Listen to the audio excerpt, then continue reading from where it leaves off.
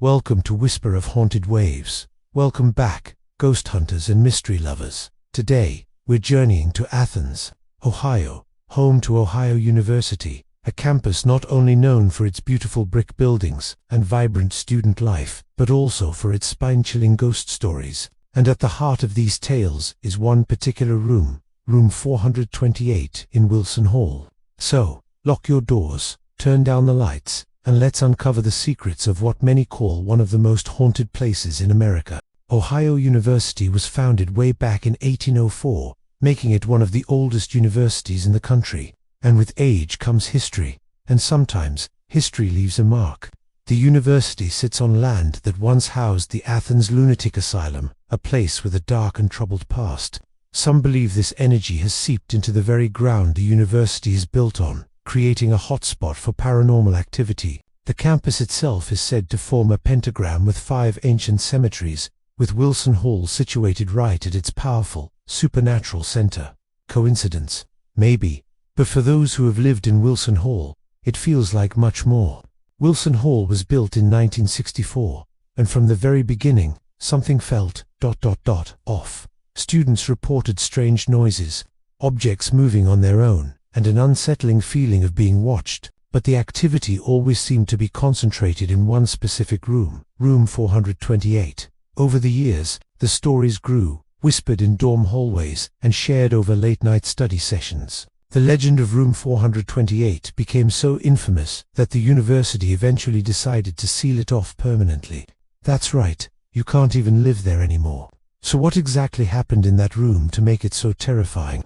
The central figure in the haunting of room 428 is a student named Laura. The story goes that in the late 1960s or early 70s, Laura was a student at the university, deeply involved in spiritualism and the occult. She was known to practice astral projection, a technique where the spirit supposedly leaves the body and travels to other planes of existence. One night, Laura allegedly attempted this practice in her dorm room, 428. According to the legend, she succeeded in leaving her body, but something went horribly wrong. She couldn't get back in.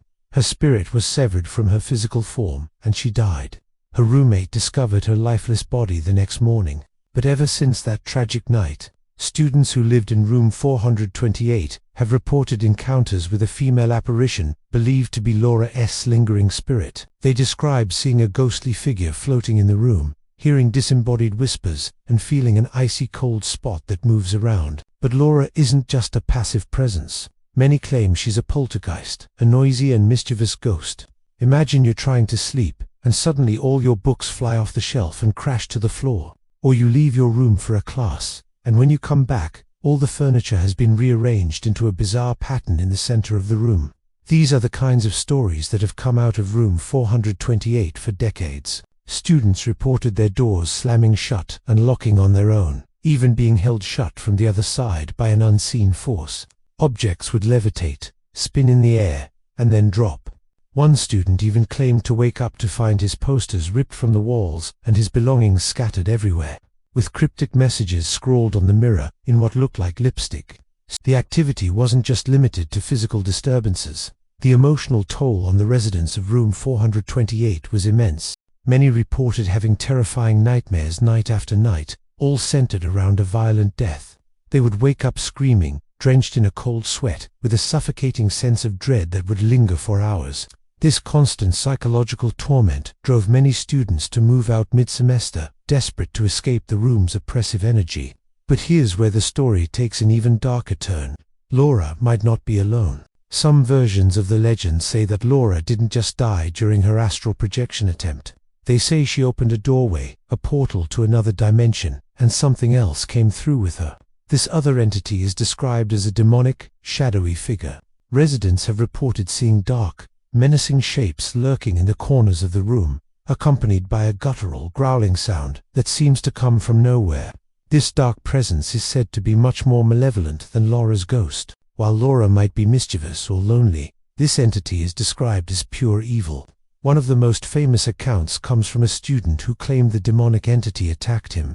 He reported being thrown against the wall by an invisible force and seeing glowing red eyes staring at him from the darkness. This story, combined with the constant poltergeist activity and psychological distress, made room 428 uninhabitable. The university received so many complaints and requests for room changes that they finally gave up. They sealed the door, and to this day, it remains officially unoccupied, a silent monument to the terrifying events that took place within. So, what do we make of all this? Is it just a collection of campus urban legends, fueled by overactive imaginations and the spooky setting? Or is there truly a tormented spirit, and possibly something worse, trapped within the walls of room 428? Skeptics point out that old buildings make strange noises, and the power of suggestion is strong, especially when you're told you're living in a haunted room. The pentagram theory has also been debunked by some local historians as a fun but inaccurate myth.